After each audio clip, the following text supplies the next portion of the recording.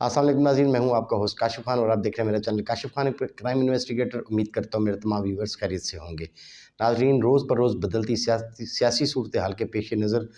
इंतहाई सनसनीखेज़ इंकशाफात से भरपूर आज की मेरी ये वीडियो है और इसमें मैं काफ़ी हक़ाइक़ से पर्दा हटाऊँगा और इसके अलावा अदालती कार्रवाई और इसके बाद जो बेंच बना और बाद अज़ां उसको तहलील कर दिया गया, उसके ऊपर से कुछ पर्दे और हक़ाइक़ से आपको आगाह करूँगा। और इसके अलावा इमरान खान के लिए कुछ अच्छी खबरें भी हैं और कुछ बुरी खबरें भी हैं, उसके हवाले से। और इसके अलावा जस्टिस काज़ी ईसा फ़ाइज़ के हवाले से जो उनका कल का फ़ैसला है और उसके बाद आज जो बेंच टूटने की जो वजह है वो आज आप व्यूवर्स को बयान करूँगा। मेरे तमाम व्यूवर्स से गुजारिश है कि तमाम हक़ाइक़ को जानने के लिए मेरे साथ एंड तक ये वीडियो लाजमी देखें ताकि आपको पता लग सके हमारा आने वाला वक्त, चाहे वो अदालत के हवाले से हो या फिर वो सियासी मंजरनामे के हवाले से हो, ऊँट किस करवट बैठने जा रहा है। तो शुरू करता हूँ नाज़रीन। सबसे पहले आपको आज सुप्रीम कोर्ट में जो बेंच की तहरील हो गया है और जो KPK और पंजाब इलेक्शन के हवाले से तारीख के हवाले से जो केस सुना जा रहा था, आज जब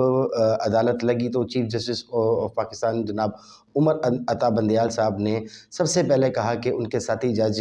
अमीनुद्दीन खान साहब कुछ कहना चाहते हैं, तो सबसे पहले उनकी बात सुनी जाए। तो जस्टिस अमीनुद्दीन खान ने इस केस की समाअत से फ़ौरन माज़रत कर ली है कि गुज़िश्ता रोज़ के फ़ैसले के बाद मौजूदा बेंच की कार्रवाई का वो हिस्सा नहीं बन सकते, ना ही वो ये केस की समाअत के लिए जो है वो मज़ीद दरकार हैं। उन्होंने माज़रत कर लिया है। इसके पस पर्दा जो हक़ाइक़ है नाज़रीन, मैं सबसे पहले आपको वो बयान करता चलूँ। असल में नाज़रीन, कल एक बेंच 100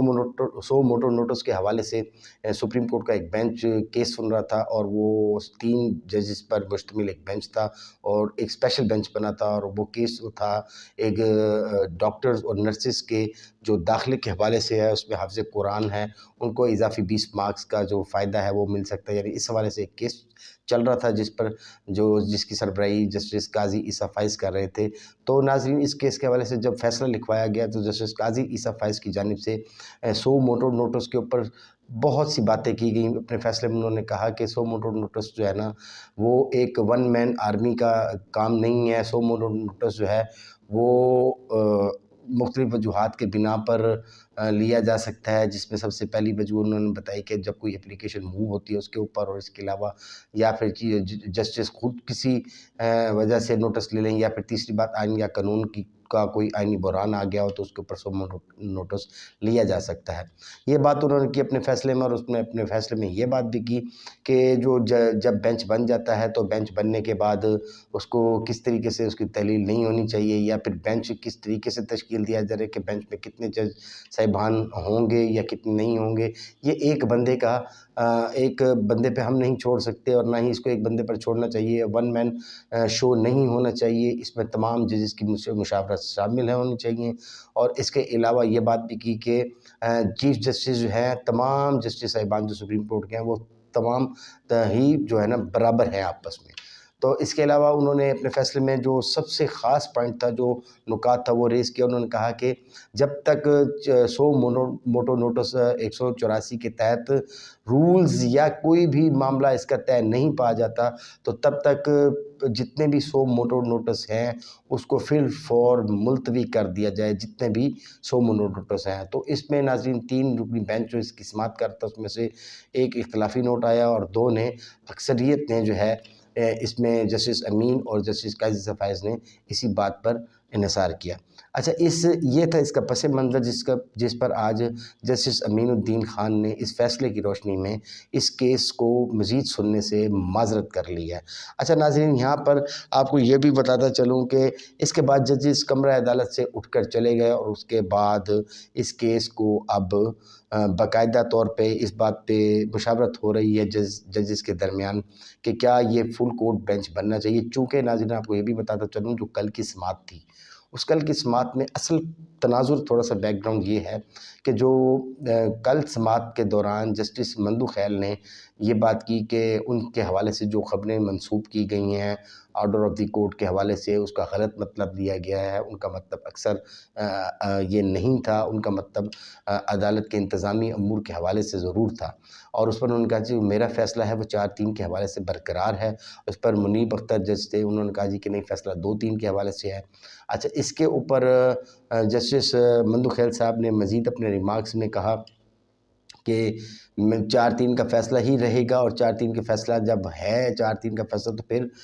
صدر کس طریقے سے الیکشن کی تاریخ کا کہہ سکتے ہیں، اور الیکشن کمیشن نے کس فیصلے کے مطابق جو ہے وہ الیکشن کی ڈیٹ کا شیڈول اناؤنس کیا ہے. جبکہ یہ مطلب کہ ناظرین آپ کو یہ بات بتاتا چلوں کہ جسٹس جمال مندو خیل صاحب نے الیکشن کی تاریخ کے شیڈول کا جو جاری کیا گیا تھا اس پر ہی سوال اٹھا دیا کہ یہ اختیار ہی نہیں ہے، اور چونکہ یہ complete order of the court آیا ہی نہیں تھا چیف جسٹس کی طرف سے، تو پھر شیڈول جاری ہی نہیں ہونا چاہیے تھا. اچھا ناظرین اس کے علاوہ الیکشن کمیشن کے جو وکیل تھے سجیل سواتی صاحب، وہ جب عدالت میں پیش ہوئے تو چیف جسٹس صاحب نے کہا کہ آپ اپنے مطلب جو دلائل ہیں وہ اس کا آغاز کریں. اس پر دلائل کا آغاز کرتے ہوئے انہوں نے یہ بات کی کہ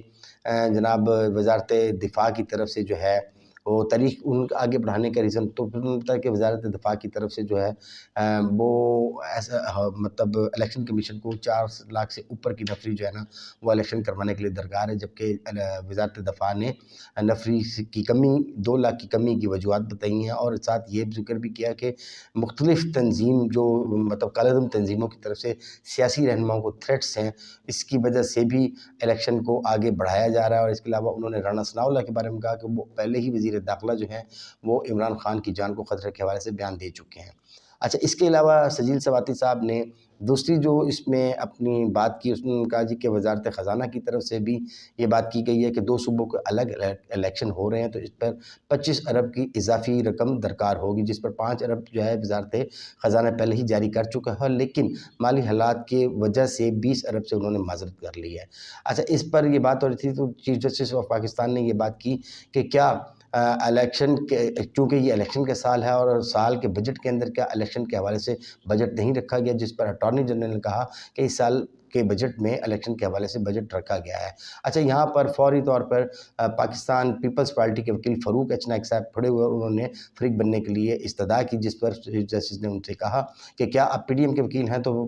فاروق ایچ نائک نے بولے کہ Peoples Party P D M کا حصہ نہیں ہے. اچھا چونکہ میں نے مندو خیل صاحب کے بیان سنے ہیں، بات سنی ہے، اس پر آپ سے گزارش ہے کہ آپ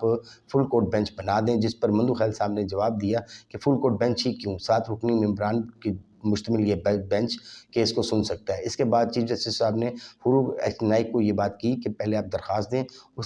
اس کے بعد یہ فیصلہ ہوگا، عدالت کے ماحول کو خراب نہ کیا جائے. جس پر فاروق ایچ نائک نے کہا کہ یہ معاملہ 4-3 کا ہے، تو پہلے اس بات کی فیصلہ کر لیا جائے کہ یہ 4-3 کا فیصلہ ہے یا پھر 3-2 کا، تو اس لیے فل کورٹ بینچ لازمی تشکیل دیا جائے تاکہ یہ پہلے معاملہ ہو جائے حل، اس کے بعد آپ اگلی طرف چلیں. اچھا ناظرین اس کے بعد جب کل کی جو وہ عدالتی کارروائی تھی اس میں انٹرسٹنگ موڈ تب آیا، اور بڑا ہی انٹرسٹنگ موڈ تب آیا جب الیکشن کمیشن نے عرفان قادر کو اپنا وکیل نامزد کر دیا، اور چیف جسٹس صاحب نے عرفان قادر کو الیکشن کمیشن کی نمائندگی کرنے سے صاف منع کر دیا. جس پر عرفان قادر نے معزز عدالت سے یہ بات کی کہ کیا اب الیکشن کمیشن چیف جسٹس یا سپریم کورٹ کے جسٹس صاحبان سے مشاورت کر کے ہی وکیل رکھے گی. اچھا جس پر انہوں نے کہا کہ نہیں، گزشتہ روز جو ہے حامد علی شاہ اور سجیل سواتی الیکشن کمیشن کی طرف سے پیش ہوئے تھے، تو لہٰذا آپ اس کیس کی مطلب نمائندگی نہیں کر سکتے. جس پر عرفان قادر نے کہا کہ اگر آپ مجھے الیکشن کمیشن کے وکیل کی حیثیت سے نہیں سننا چاہتے تو آپ صاحب بتا دیں. جس پر چیف جسٹس نے ان کو انکار کر دیا، اور وہ غصے میں، چونکہ آپ کو وہ ناظرین بہتر پتہ ہے عرفان قادر بہت ہی اگریسو طبیعت کے مالک ہیں، اور وہ فوری کمرہ عدالت سے اٹھ کر باہر چلے گئے. اچھا اس پر جاتے ہی یہ خبر بھی اس ٹائم گردش کی کہ انہوں نے معاملے خصوصی ہیں پاکستان کے ان سے عہدے سے استعفیٰ دے دیا ہے. اچھا ناظرین اس کے بعد جو امپورٹنٹ ڈیولپمنٹس ہوئی اس پہ مزید بات آگے چلی، تو यहाँ आपको ये बात भी व्यूअर्स बताता चलूँ कि इमरान खान के हवाले से जो लोअर कोर्ट्स में जो केस चल रहे थे, जिसमें मतलब ज़ेबा जो जज हैं, फीमेल जज हैं, उनके हवाले से जो धमकी का केस था, उसमें बाकायदा तौर पे इमरान खान के नाकाबिले ज़मानत वारंट जारी कर दिए गए हैं। अस्तना की दरख्वास्त की गई थी इमरान खान के वकील की जानिब से, जिस पर जो प्रोसिक्यूशन है रिजवान, उन्होंने एतराज़ात उठाए कि ना ही इसमें तबई रिपोर्ट कोई लगाई गई है, साथ ना ही इसमें कोई ठोस सबूत दिया गया है कि किस वजह पे वो अदालत नहीं आए, और इसके अलावा जो हाज़िरी से अस्तना की दरख्वास्त है उस पर इमरान खान के साइन ही नहीं है, वो कुला के साइन है, जिस पर कुछ देर बाद फैसला सुना दिया गया। मलिक अमान साहब की तरफ से सेशन जज हैं, उन्होंने ये फैसला सुनाया कि और सुनाते हुए कहा कि और साथ ही नाकाबिले ज़मानत वारंट इमरान खान के जारी कर दिए। अच्छा नाज़रीन, इंटरेस्टिंग सूरत हाल यहाँ तब उस वक्त पैदा हुई है जब अब चूँकि इस्लामाबाद हाई कोर्ट में ये केस अब इमरान खान की तरफ से इस फैसले को चैलेंज किया जाएगा। नाकाबिले ज़मानत वारंट को अगर नहीं किया जाता, जैसे कि आज कर दिया गया है, इस पर जब तक फैसला नहीं आता, चूँकि आज इस्लामाबाद हाई कोर्ट ने इस नाकाबिले ज़मानत वारंट को मुअत्तल भी कर दिया है कल तक के लिए, नाज़रीन ये फिर वहीं गिरफ्तारी वाला मैटर आंसर फिर आ गया है। अच्छा नाज़रीन, इसके अलावा अच्छी खबर ये है कि हसन नियाज़ी जो इमरान खान के भांजे हैं, उनको आपको पता है, बेहतर जानते हैं कि पहले क्वेटा, लाहौर, क्वेटा, उसके बाद फिर वापस लाहौर, और उसके बाद फिर उनको कराची मुख्तलिफ मुकदमात में नामज़द किया गया था। तो आज कराची की अदालत ने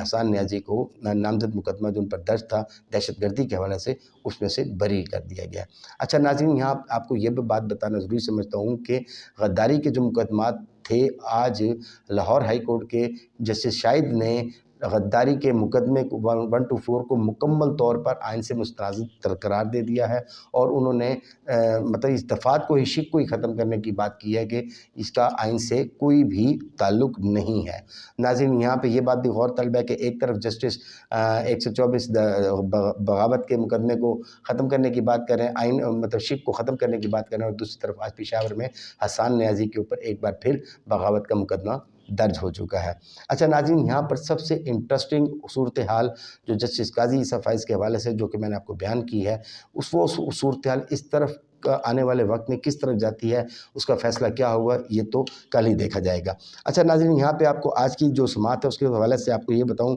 कि अब सदीक जान एक फेमस सहाफ़ी हैं, उन्होंने ये खबर दी है कि ये बेंच जो है जो टूटा है, अब वो फुल कोर्ट बेंच बनेगा या चार, कुछ सवालात ज़हन में उठ रहे थे, लेकिन सदीक जान की इस खबर के बाद इस बात की तस्दीक हो चुकी है कि अब 4 रुकनी बेंच ही जो बकाया बचा था वो इस केस की समाअत करेगा, जिसमें justice Umar Ata Bandial, justice Munib Akhtar, justice Ijazul Hasan और जस्टिस मंदू खैल शामिल होंगे। अच्छा नाज़रीन, फुल बेंच की आपको ये भी बताता चलूँ कि जो फुल कोर्ट बेंच की इस्तदा की जा रही थी PML या PDM की तरफ के से, तो वो एक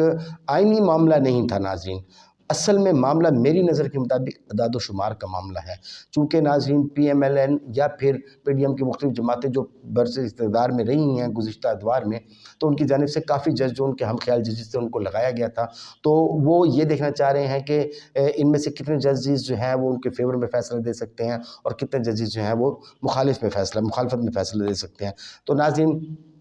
इसका मैं आपको एक फैक्ट भी ये भी यहाँ पर बताता चलूँ, क्योंकि जो वज़ीर कानून कहते हैं वही बातें कुछ जज साहबान अपने इख्तिलाफी नोट में भी बता रहे हैं, और फिर जो कुछ मखसूस जजेस कहते रहे हैं वो सब जो आइन वो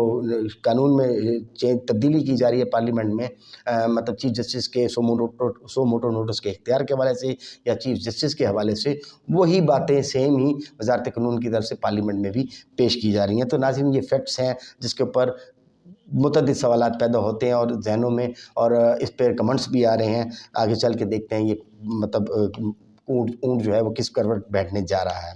अच्छा नाज़रीन, इमरान खान की आपको ये बात बताऊँ कि इमरान खान ने काफ़ी जारहाना एक स्टेटमेंट दी है, इसलिए कि एक तरफ तो PDM की जमातें, सहाफ़ी, दानिश्वर सब कैलकुलेट कर रहे हैं कि कितने जजेस हक़ और कितने मुखालफत में फ़ैसला देंगे, जबकि इमरान खान इसके उल्ट सोच रहे हैं। इन्हें लगता है कि अदलिया आइन और कानून से हटकर कभी भी फ़ैसला नहीं दे सकती। हालांकि चौधरी तजाज़ ने चैनल पर बात करते हुए कहा कि आइन और कानून से हट कर कभी फ़ैसला आइन और बात करते हुए ये बात की कि अगर आप सुप्रीम कोर्ट पाकिस्तान से ही उम्मीदें लगा रखी हैं तो फिर इन्ना लिल्लाहि व इन्ना इलैहि राजिऊन, बल्कि इससे भी सख्त स्टेटमेंट एतजाज़ हसन की हैं, जो कि मैं आपको तफसीलात में यहाँ बयान नहीं कर सकता, चूँकि हर लिहाज से बिलाखिर عدلیہ ہے اور عدلیہ کا جو احترام ہے وہ ملوث خاطر رکھنا لازم ہے۔ اچھا ناظرین، کچھ صحافی صرف مخالفت کرتے ہیں کیونکہ وہ صرف پارٹیوں کے بیس کے اوپر صحافت کرتے ہیں۔ کچھ صحافی کی صحافت ہی پارٹیوں سے شروع ہوتی ہے اور پارٹیوں پہ ختم ہو جاتی ہے۔ اچھا ناظرین، اس کی ایک فیکٹ یہ بھی ہے کہ جب عمران خان کی گورنمنٹ کو گرایا گیا تو تب سومو نوٹس ٹھیک تھا، اور اب جو سومو نوٹس ہے، سوموٹو نوٹس، اس کو غلط قرار دیا جا رہا ہے۔ ناظرین، یہ تو ایک وقت ہی بتائے گا کہ یہ معاملہ کس طرف جاتا ہے۔ اچھا ناظرین، عمران خان کا جو جارحانہ بیان ہے وہ یہ ہے کہ چاہے 5 رکنی بینچ ہو یا چاہے فل کورٹ بینچ ہو، ہمیں اس بات سے کسی بھی قسم کا کوئی فرق نہیں پڑتا، دیکھنا صرف یہ ہے کہ آئین کے مطابق الیکشن 90 دن میں ہوتے ہیں یا نہیں ہوتے۔ اور KPK اور پنجاب اسمبلی تحلیل کرنے سے پہلے تمام آئینی ماہرین سے میں نے رابطہ کیا تھا، اور جس پر یہ بات کی گئی تھی کہ آئین 90 روز میں انتخابات کی شکل کو کسی بھی صورت سے انحراف نہیں کر سکتا۔ اب